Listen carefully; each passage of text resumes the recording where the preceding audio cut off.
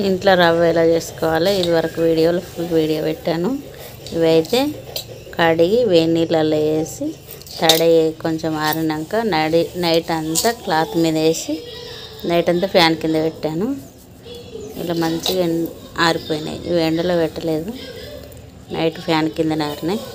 ఇప్పుడైతే వీటిని మనం రవ్వ విసురుకోవాలి. ఇట్లా తిరగలేసి సన్నగా వచ్చేలాగా ఇట్లా విసురుకోవాలి.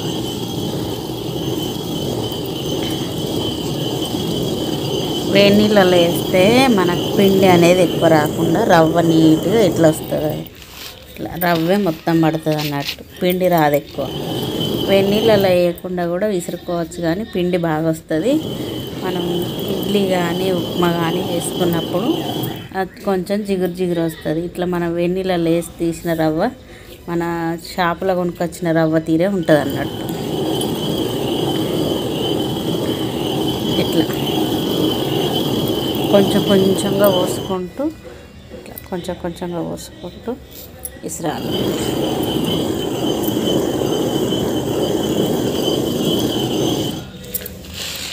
ఎట్లా వస్తుంది రవ్వ, కొన్న రవ్వలాగానే వస్తుంది.